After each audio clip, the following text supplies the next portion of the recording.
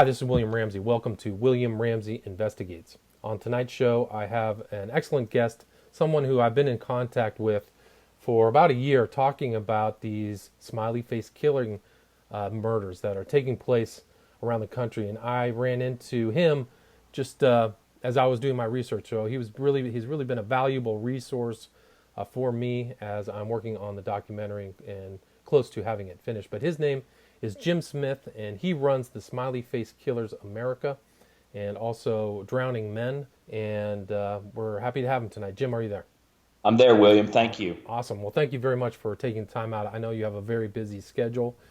This very important matter that really isn't being addressed by the nationwide media, and that is this disappearance and deaths of these men, this phenomenon where they are going out or disappearing and then being found in water. You can almost predict these deaths, which is terrifying. And I know you and I have followed the more recent disappearances and deaths of Dakota James in Pittsburgh, Pennsylvania, and Bradley Barrett, who disappeared out of Reading, both in bars, both CCTV pictures, and both ended up in water almost 40 days. They were almost missing 40 days exactly, which is very strange. So, Jim, what else is going on? Can you talk about your background and how you got interested in these so-called smiley face killing deaths? Sure, William. Again, thanks for chatting. I appreciate and respect the work you do that a few have the courage to do, frankly. I learned about this over 10 years ago, working for a company in Minnesota, and they were having young men start missing and start being found in the Mississippi River or all over, which caught my attention. Do you remember any of those early cases that the names of the victims? I don't off the top of my head, but this is 2004, 2005, so this is after the Chris Jenkins case. Mm-hmm. But I do remember the clip that got my attention first on the news, and it was about three young men who had been found in the Mississippi River in like 3 months in Mississippi. And the water, I knew for a fact because I just was out of college, was working for this company, and they were showing me around Minneapolis, and I knew exactly where that person had been found recently, and the water was very shallow there. And they even said so in the story that they thought it was odd that the young man was found in the water that was so shallow. And then that's when they brought up the other men recently, like in 3 months. I just thought that was strange. So that's really where it started for me. And when did you really I think it intensified over time as far as your research. Is that correct? Yes. I used to not do anything and just really didn't think about it for a couple years until I saw Professor Gilbertson and Detective Gannon on Fox News on a couple different shows explaining this phenomenon, and I was like, oh, I remember that. And it really got to be a pretty big story, and I admired the work that those men were doing and how crazy the story was. And it was originally just 40 men back then. This is 2006, 2007. And so I followed that for a while, and then, I only saw it on the mainstream news. I never saw anything else, didn't know anything else about it. And then, kind of the cases kind of ended, and then the FBI came out and said that there was no evidence, credible evidence that linked all these crimes, and, that's kind of where it stopped. Interesting. But they kind of drifted off. I mean, Gannon and Gilbertson had a streak of being on TV, and then with Christy Peel, the early investigators, and then they kind of, fell off at like 2008, 2009. Yeah, no, that's true. And I was pretty disappointed that happened, and I thought that the media attacked them personally. Peel lost her job. I saw people in the media criticize Detective Gannon and Professor Gilbertson. I was very disappointed because I thought that was really honorable work they were doing. And if you read that, just a couple of the cases, they were all strange in the very early cases. And Right, and so, I mean, they did it. I mean, I concur with you because I've read their book, Case Studies in Forensic Drownings, and they're really brilliant books. I mean, I've read tons of books in my life, and they've done a superb job of leaving a record, a very scientific investigative record in those books of those early deaths. So they really did a fantastic job with those books. And I believe Peel, she had a website. I think it was called SF Killers. Yeah. Yeah, Yep. which For a has while. disappeared. Yeah, I don't. Unfortunately, all that information's lost. I've come across different pieces of it, but it's still out there somewhere. Hopefully. I'm sure she's got it somewhere on her drive. I don't know what happened to Christy personally, but I think she didn't like it for her career. I'm just speculating. I can understand Be- her taking a lot of flack. I know what she's up to these days, and I've tried to contact her, but unfortunately, she hasn't taken the time to just touch base with me. Unfortunately. I've actually tried many years back, and she did the same thing for me. Didn't want to talk about it, and I understand. I'm frustrated, like a lot of people, that more people don't have the courage to try to help educate people, warn people. When these men go missing immediately, we have to be having that conversation immediately. I agree. That, hey, he did not run away. This kid has been abducted, and this is serious. It's the media and law enforcement. It's really frustrating how long it takes for them to get serious about it. I mean, Dakota James, like you just mentioned, they weren't even having that conversation for weeks, right? No, agreed. I mean, I think that there was definitely some. The family and friends were holding that line that he had been abducted, but the police said, there's no evidence. I think they publicly said there was no evidence of him being abducted, and so they didn't do anything. And I think that's actually a common phenomenon or theme amongst all of these cases, is that the police passivity, and inactivity is pretty remarkable. They really, Yeah. I think that this particular kind of MO of these victims inhibits police involvement because they just don't see any evidence of activity. The person was there and now they're not. So that they just put it as a missing persons case instead of an active abduction case, which is unfortunate because you do have other cases where, like, for example, some of these young girls, what is it, Megan's Law, where if they're abducted, the notification goes out, cars are, plastered all throughout, at least the state of California in these public places. So there seems to be a response for those children, which is excellent. But if you're a young man and you're out late at night and disappear, it's nothing really happens. It's amazing. Yeah, nope, you're on your own, and they treat families that way. Um, I can say, because I've spoken to many families, and a majority of people are treated with a great deal of disrespect when one of their family members of young men or fathers are abducted and are disappeared, and it takes them a long time before they'll even let them put in a missing persons report. It's remarkable. I mean, Yeah, it's so important in those early stages, and yeah, I mean, I totally agree because somebody might see something, somebody might know something, and somebody could report something dependent upon where this person is or whether they know somebody who's acting strangely in that community. I mean, we know that these people, when they're abducted, are probably with great, there's a great chance that they are still somewhere there because their bodies are found close to where they were abducted. yeah, I mean, there are very unusual cases where they're found far away. There's one in Boston where a guy was abducted out of Boston and was found, in the water 60 miles away. Matt Stoner from Pennsylvania was, disappeared out of, I think it was Williamsport, and he was found downriver, 870, I think it was 60 miles or something. So those do occur sometimes, but most of the time, I mean, for example, close by. the most recent cases, Dakota James, Bradley Vetter out of Reading, found right in the river, right close by. So I'm assuming they're somewhere, somewhere in that general area. So, yeah, but it's really a remarkable phenomenon, and I think that police inactivity also it's a shortcoming and a failure in not sending out a warning, because they're not terming it as an abduction. They're just saying a missing person. Two totally different, very distinct, public statements. Totally different. It's completely different from, like, females, like what you said, how a missing person's treated. And most people think that men can't be abducted. Right. What we've seen for years, that is not the case.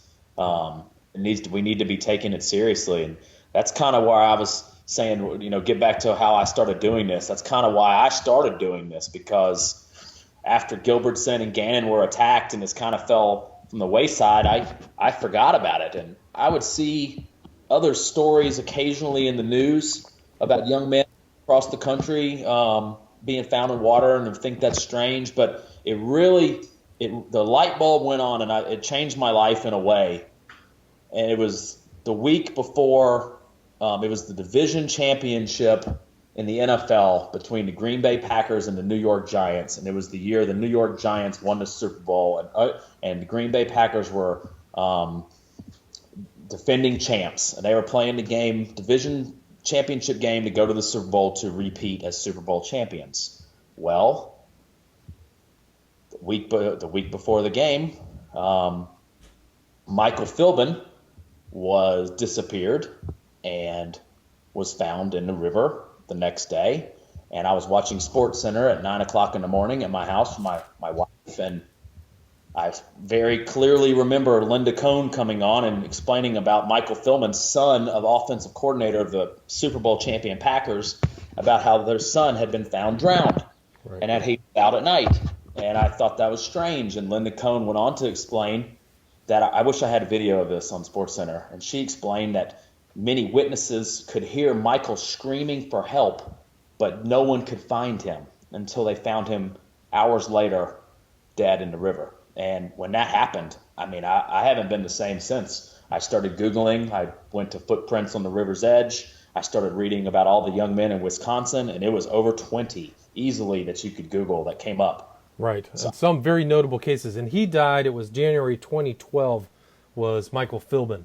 And that was the Fox River in Wisconsin, right? Correct. Does that sound familiar? And there were other cases from Wisconsin, early ones. Nathan Kapfer, Jeffrey Giese, Jared Dion, and then some in Minnesota that were nearby, Dan Zamlin, Jelani Brinson. And those were all ones that were covered by Gannon, yes, and Gilbertson in their book. So in detail, really very, very clear. They show a lot of forensic evidence that these guys were abducted. That book that they wrote, Drowning Forensics, really is the best thing that's been put out about this subject. Agreed, 100%. Attacked by the media. Yeah. Professor Gilbertson and Detective Gannon wanted to put out their own record unfiltered, and they did it. They took it's great. Break it down. To me, you don't need, if you're wondering, you're on the fence about what's going on, if this is just purely accidents, if you read this book, it makes a it shows that the pattern is real. These guys, there's a time frame of disappearances. Yeah, I totally agree. I think they make their case in a very reasoned and substantial manner that this is clear case. And I totally agree. If people can get their hands on this book, if they're interested in the subject, it's a very important book. I was surprised. I had heard about the book for a while. When I finally got it, I was pretty much blown away. Like, these people will, the names, they did a great service to the dead young men and those families by, leaving that record, because like people like for me and probably you, for example, are able to really, dig deep into the times and dates and events of each one of those persons' lives. Teaches you how to look at evidence as an amateur, right? And how to see how long a body will naturally rise to the surface, how long a body stays in rigor mortis. And, I'm not a pathologist, but they plainly explain to normal people what you can look for in these cases and prove just by asking simple questions that these young men were not murdered. This was not an accident. These men are murdered. Right. Time of death, right? How long in water? Stage of rigor. And that's really something that's very valuable. That's one of the best books I've ever read. Excuse me. They did do a really great service to not just the people and the victims in that book, but all the other men and other people they inspired, like myself, like you, who are really just trying to get the message out. Yeah. Because, as a human being, what's going on is just how can you if you're not if you're able to see this and not do anything to help stop it or warn people, Yeah. you're not your Yeah. job as It's a remarkable situation to watch a kind of slow rolling serial killing take place over multiple jurisdictions. And it's odd too how these jurisdictions kind of change. It's a really one of the more bizarre phenomenons is how Boston will be very busy, then Philadelphia and Minnesota, and then Bristol and Bath. You know yes. how Bristol and Bath in southwestern England. So it's really something else. You know. That's a great point, William. I mean, you're exactly right. And I've been keeping records for the last 3.5 years by month and state, victim stories. And that's what my Twitter account is basically. I tweet young men I think that are victims who are immediately abducted, and I tweet their story out every day when I see victims, and I follow up with the story, and almost always they're found in water. And my Twitter account is it's Smiley Face Cult at drowning victims, excuse me, drowning victims at Smiley Face Cult. Thanks. Twitter. So what when they go to Twitter, they type in drowning victims? Yes. Okay, gotcha. I've misstated. I said drowning men earlier, so I apologize. It's drowning victims, and then also you do a smiley face killer America. Is that right? Yes, Okay. I post on Facebook. That's our group, and I post victims wherever I see them all over the country. But what both of those outlets show, the information we collect shows what you just said exactly. Like one area of the country will heat up, and it is blazing hot, and it'll be young man after young man after young man, and they are all being found in Washington. I mean, in the water, Right. and we are literally in one of those times about Pennsylvania. I mean, it's really breathtaking that more people. This isn't a bigger story. I mean, it seems that the media is trying to They're deliver ignoring it. It's almost like they're deliberately omitting these connections between missing people. I mean, it's remarkable. right. And they're not making ties between old cases. So, and there have been a couple bloggers that have actually talked about it, but there hasn't been anything that I've seen from that media because the disappearance of Dakota James and Brad Vedder are not unique in Pennsylvania. I was going through and looking at these other ones. There was Lance James that was outside of Philly, but in Jersey, that was last year. And then you have these other odd ones like I think his name was Jimmy Slack. He was at on the north shore, I think of Pittsburgh, I think it was, or Philly. He was in one of those cities where he was at a concert, disappeared, then found right in water, already been searched. I mean, Dane Montgomery. yep, Montgomery, right. Montgomery was he was in Manayunk, right? No, he was in Philly. Yeah, that was North Philly on the water, right? Yes. That's right. That's right. And Um, you know yeah. what? I also noticed that there was another guy, Emmanuel Tharrington, in 2011. Do you ever hear his story? Of course. Yeah. So Yes. yeah, that was one where his car was found in water, the door was open, but his body wasn't found. Then it was found 6 weeks later upriver, which does make no sense. Like, how are you going upriver from where your car was?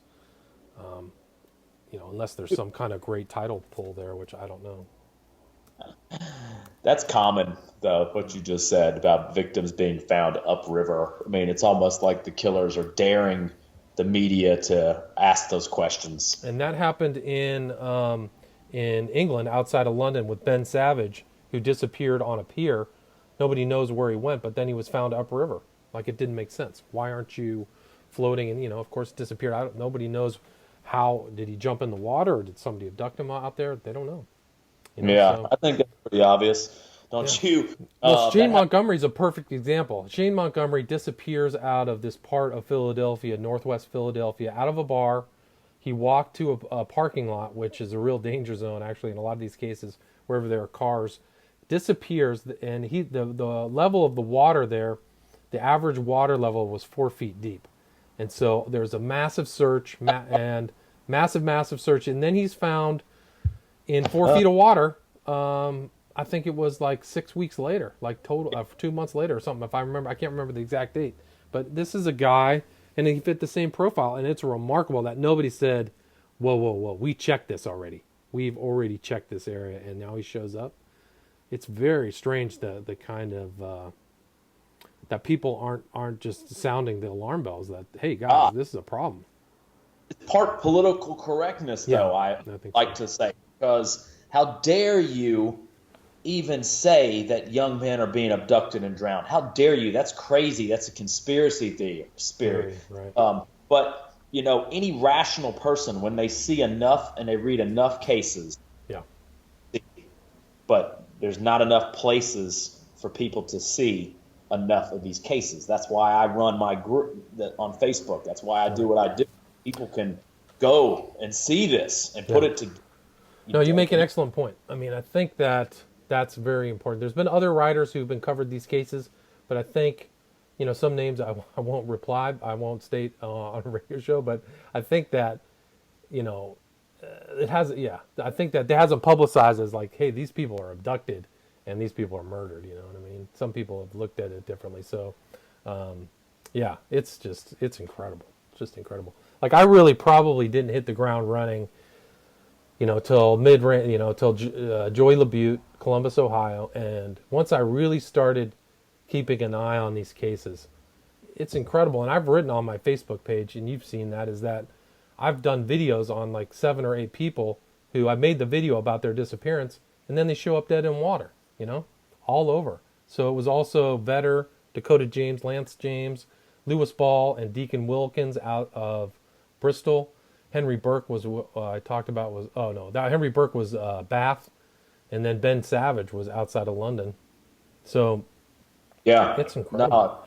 no, you're right. But you're not counting LaBute as well, Joey because you named LaBute, right? So then Joey LaBute and yeah, and Vetter, yeah, it's crazy. all people since then. It's really astounding. I don't think anybody has been able to put together that what's going on in Europe is connected to America and what's going on with the rest of the world. And I will tell you why I know that they're connected is because of the holidays. And a lot of the cases are on the same nights in Europe and in America and Canada, Interesting. where, right? Right. There No, are I agree. Yeah. holidays that there are absolutely being worked by groups of people across all of those countries, and their job is to go out and abduct a young man. And this happens on Halloween. This happens on Thanksgiving. New Year's. This happens on New Year's Eve. Yep. This happens on St. Patrick's Day. This happens on 420. This happens any Cinco de Mayo, spring break. We've started to see the last couple years that there were never any these murders at spring breaks. Well, they've started to work the spring breaks. There was a kid last year in St. Padre Island in Texas, left a concert, found in the water a few days later, and South Padre, right? Do you remember his? Do you remember his name? I could look it up. I don't have it in front of me, But but it's also interesting. I came across I was reading an article about the death of Mark Kilroy. He was in Matamoros, but he was at a party late at night and was lured away. So it's kind of like another example of how that's like a hunting zone, where people are out late night. Mark Kilroy was one of the Matamoros victims. For the guy's name was El Padrino, this Jesus Alonso, this kind of black magician. But it was interesting that there were it wasn't the same one of these smiley face killer cases, but it was a situation that fit the pattern. Young man, yeah, late at night, lured away. He was with his friends drinking, lured away and disappeared. Man, gone. leaving a party. Yep. I speculate that I've seen case after case after case across the country of young men leaving a frat party, Yep. walking by themselves, leaving the bars, walking by themselves, and they're gone. Yep. And Always then by himself. Like Matt Grendel was one of those guys, and he was in Pennsylvania, St. Patty's Day party, drinking. It was at some kind of frat thing. Walked out by himself, disappeared, found in water 78 days later. Christmas parties. Yep. It's another one. So I've seen a lot of people leaving Christmas parties, which is just nuts. Yeah, man, it's just incredible how how this phenomenon is really global. I was told about a case in Poland that have something like that happened. There was another one of a young man in Spain. I wish I could. I think it was Bice. Do you remember that guy, the American tourist? France, Yeah. Italy, Yep. Australia. Yeah. There was one, and there was a couple in Rome, right? A couple of college students in Rome who were out drinking and ended up in the river. Yeah, they were. One was in the military, Yeah. which is another group of people who were targeted. Yep. Oh, God, it's Um, amazing. pretty scary stuff. It's again the same nights. All these victims. If you look this stuff up, and you can find victims on the same night in multiple places. Yeah. Uh, Yeah, it's you know, amazing. pretty incredible. It's pretty incredible. I mean, so in your, you've, I mean, I can't think of anybody in really that's kind of investigating these cases now and in 2014, 15, 16 that's done such a superb job as you. Of all the people that I've researched and come across, and I've read Steph Young's books, but you've really noticed so many of these cases. It's just incredible. I mean, I've noticed 7 who've ended up in water. How many have you predicted in your own research after they've been abducted ended up in water? What do you think that number is? Gosh, sadly, honestly, I probably 100. It's incredible. It's that you see just because the cases all read the same. I mean, it's continuing to happen all the time. Young men, the stories just they all say the same thing. Family perplexed, Yep. where loved one is, Not right? usual for John to be out, yeah. Unusual, Yep. right? Last seen at 2 a.m. Yep. Um, not like them, or the strange text messages, the Right. it's yeah. I appreciate you saying that. That's kind of why when I got into doing this is that I was always able to find cases after they happened, but because of Twitter and the internet, I'm able to see cases instantaneously the next day, 2 days later, and you're able. That's what my intention has been to help families get some support. At least have somebody out there saying, whether it's just saying this person fits the profile, you need to do something more, right? Right. Just to give somebody a resource because, I mean, if you've contacted, a lot of people have contacted you. A lot of these disappeared families of the young men disappeared have gotten in contact with you. Is that correct? yeah, I get contacted by victims' families, and I've contacted other people. I mean, I originally used to not do that. I just started going to some crime scenes myself, and I was working on a story with a reporter about here in Georgia about all the young men that keep disappearing here and are being found in the water here in Georgia. Same thing. And, I started off by working with one family, and it grew to some other families. And, I just want to help them because they don't really get a whole lot of help from the media or law enforcement at all. They don't know what to do. Well, I had my first experience with Dakota James. One of his associates, I'll leave it at that, contacted me and just pick my brain, for a half an hour. What should I do? What should I look for? What do you think can happen? And then, unfortunately, this was between the time he disappeared and ended up dead. But it's probably something similar to what you experienced with the family members. Yeah, I've had sometimes people are angry at me that I put that stuff out, and when we start talking, I'll talk to them and explain myself, and they're always floored. Like, how did you know that, right? And then they'll start asking me questions, and you almost like turn somebody around that just by pointing out things that are askew and that they think too, but they just don't know how to explain it themselves, right? And Right. then if they're allowed to see other cases that mirror their victims, it's that's what needs to happen more. Yeah. Well, it was interesting. I noticed the family of Dakota James, they started making a list of similar cases in Pittsburgh. And, so they were definitely putting their feet on the ground, making connections and correlations to similar cases, which was good. Unfortunately, the ending was a tragedy for them. And I've noted, in the families that I've contacted and come across, these people are destroyed. I mean, their lives are just, when these young men are dead, they're gone. I mean, there was one that was heartbreaking.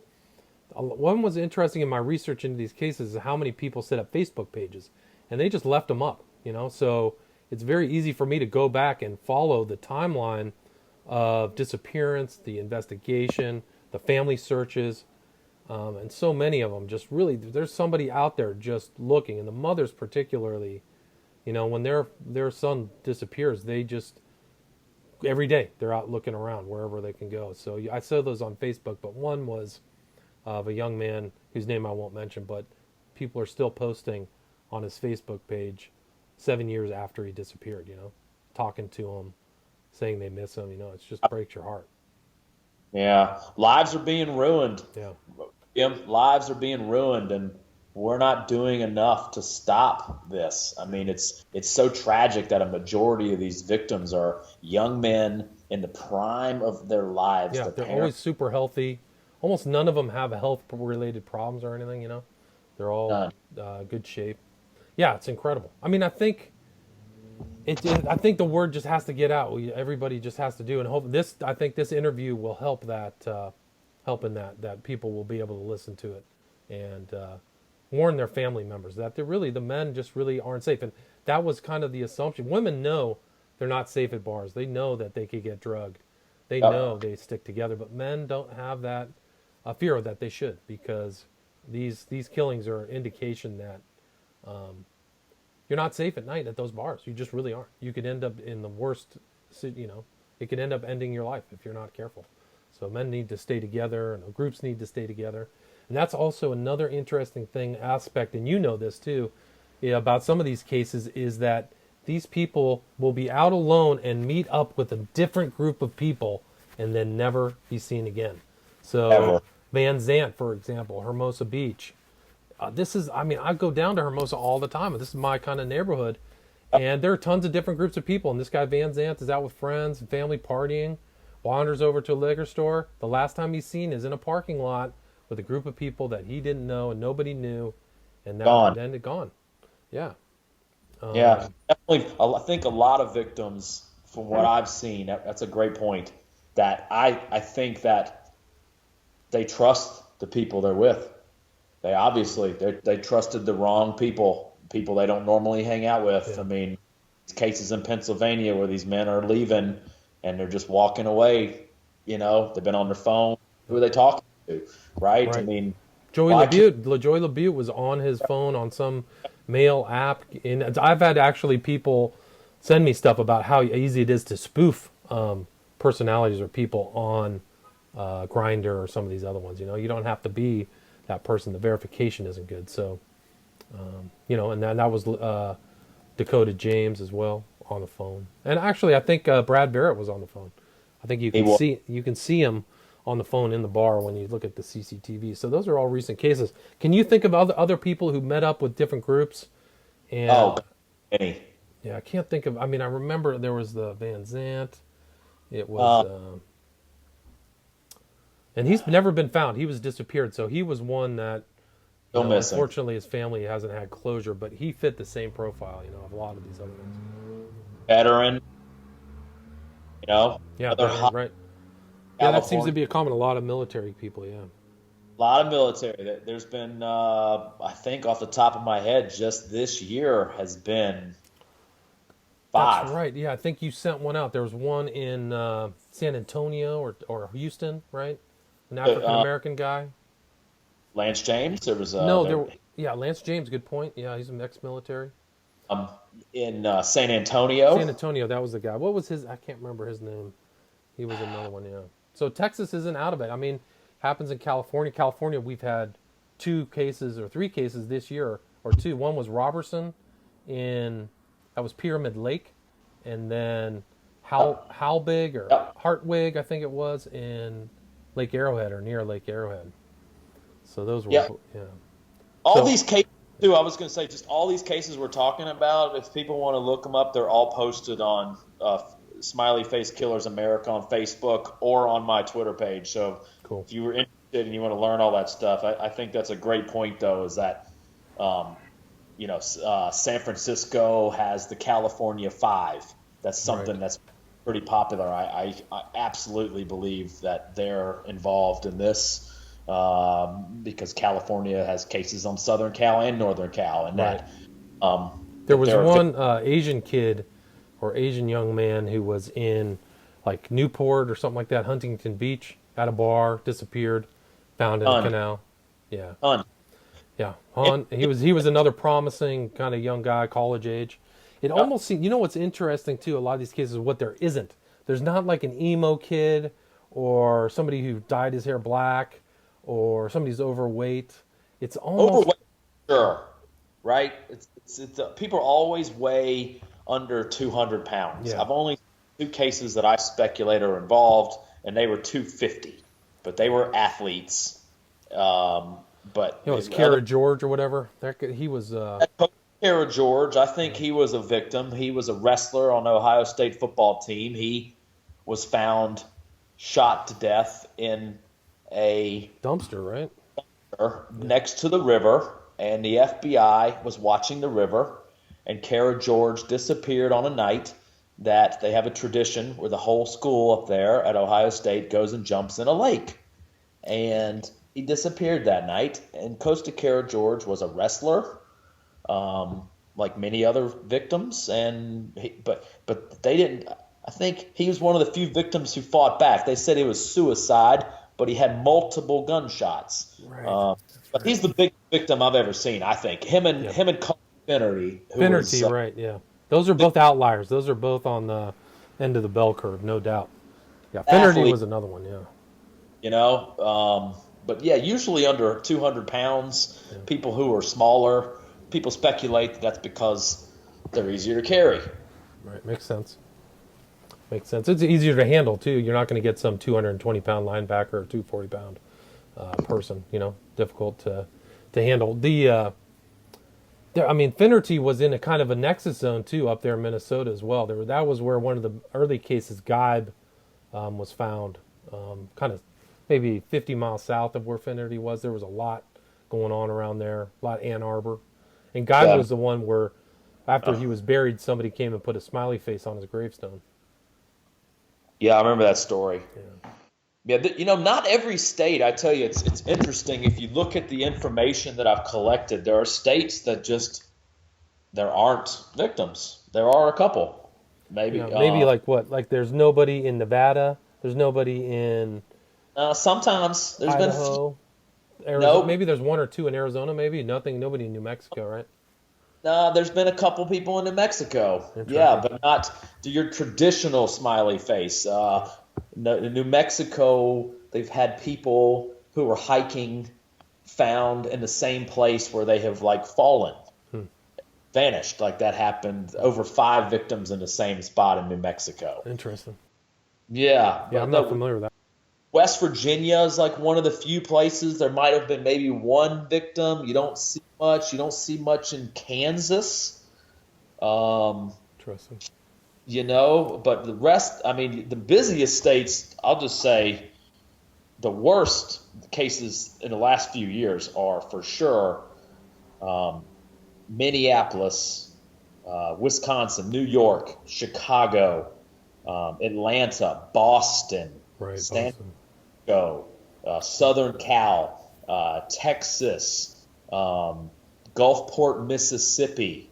Interesting. Right. Yeah. That was You know- Rennie Jose, right? Wasn't he Gulfport?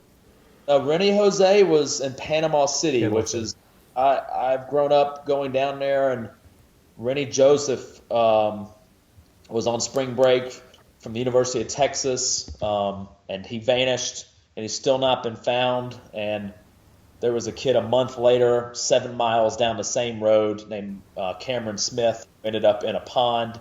I investigated both crime scenes myself. I found some pretty interesting things at both places. There have been other victims, young men who have been found in the water down there. I would say probably 6 victims, 7 possible victims in the Panama City beach. There was a victim on the 2-year anniversary of Rennie Joseph last year, and he was another spring breaker, and he disappeared drinking. and they found him at the bottom of a parking garage, and he was a victim of a fall, or so they said, but police couldn't figure out how he got there or how he jumped or whatever. Right. But he And was a Rennie wrestler as well.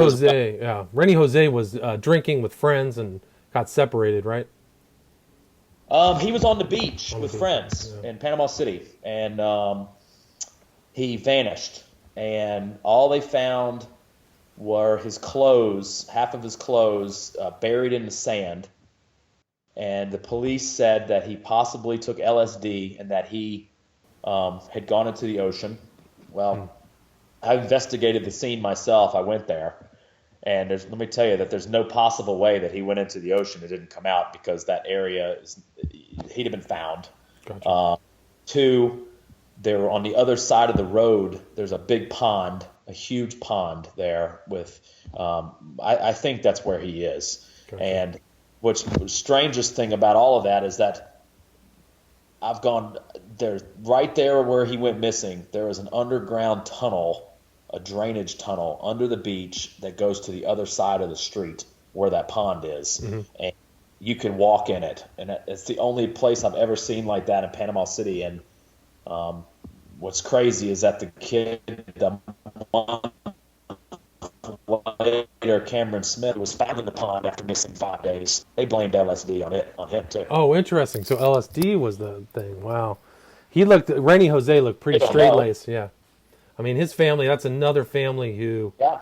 aches for closure. You know, I've looked on their No, Facebook and they got nothing. You know, they don't have anything. horrible. Yeah, it's horrible. There was actually some cases in Portland too, up in the west. There was Yeah. British Columbia, some in Yeah. Canada. There was a couple strange things happening in Canada. You know, so the phenomena. What you know? What's yeah, nothing in Miami that I know of, which I find In Miami, interesting. Florida? Yeah, South Florida. Oh, absolutely. There is something in South Florida. Multiple. Yes, sir. Interesting. Miami, um, Interesting. Orlando, Jacksonville. Many victims in Jacksonville. Um, Couple in Tampa. Um, Interesting. I didn't know that. oh, absolutely. Yes. The students and other people, couples, um, leaving bars. Same MO, same stuff. Yeah. Yes. Yeah. And it's not always, too, it's not always, in my opinion, just people being found in the water. I think, and I've seen many cases where people go missing, and then they're mysteriously found in their car, in their submerged car. Interesting. And see that a lot. Wow. So, I mean, do you want to talk about like your home turf is Atlanta? Do you want to talk about some of the kind of local cases that you think have been associated with this phenomenon? Yeah, yeah, absolutely. I mean, I work, I'm more involved here in Georgia, and there have been many, many, many young men here in Atlanta, in the metro area, that are going missing the same way. Some leaving bars, some not, being found mysteriously murdered in water. Um, I got, I started doing this on social media and Facebook as a way of getting out the message, because nobody else was reporting it. And I'm Hmm. trying to go around the media. And I got involved because I felt like I had to do something, because there was one case here and he went missing immediately, and I thought it was suspicious. And they found him 3 weeks later in the river. And this was, I guess, back in 2012. His name was Blake Cowart. Hmm. He walked outside of his house at 3 in the morning. He disappeared and was found 3 weeks later in the river behind his house. Um, the river he was found in is the Etowah River. It's a fast flowing river. He was found exactly where he was, and I was lucky enough to meet and talk to his family, and they shared with me some details that I'm sure I'm allowed to say. And he didn't. He was.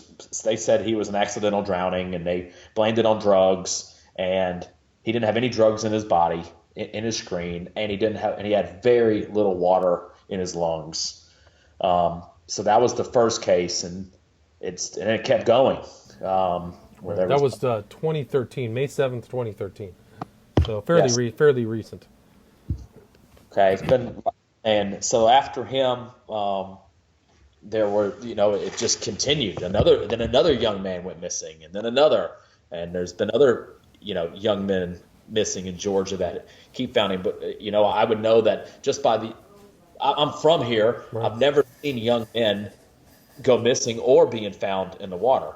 Yeah, it's a fairly recent phenomenon. If you go back and look at stories in the 50s and 60s and 70s, 80s, you don't hear these stories as much. You hear maybe accidental drowning of people at certain lakes, like they actually go swimming, but not disappear from a bar and then found in water.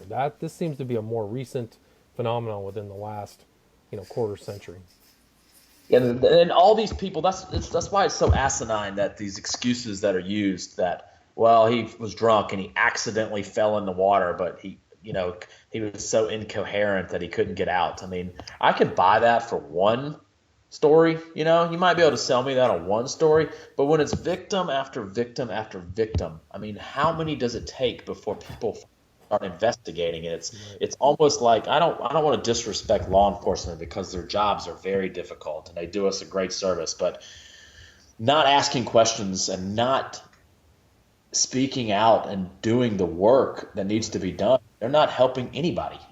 Agreed. Well, one of these aspects of these cases is that where the bodies are placed is a deception. So the police are coming to a conclusion other than what's really happening, other than murder. So, and if they don't see that pattern like other people do, then that's going to be their first conclusion. Oh, accidental, or drugs or something like that.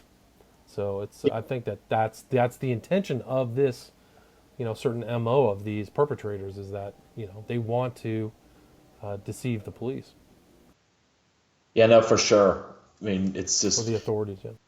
it's and that they won't ask simple questions out of fear of retribution or being called names, right? Well, Or that's a good people. point. I bet there's a lot of career implications of taking a position that is unpopular or unique.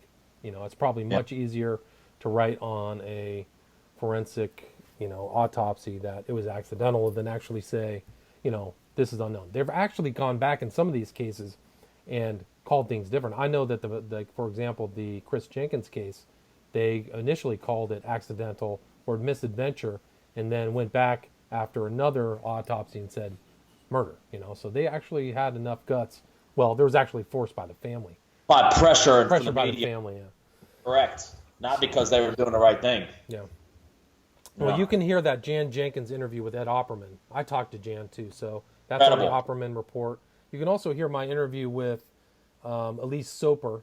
She's talked a lot about the Boston cases, so you can look that up. William Ramsey Investigates, if you're Yep. interested in more information. If the listeners are more interested, but we're kind of coming to the end here, Jim. Do you want to just restate where people can follow your information, where online they can access that?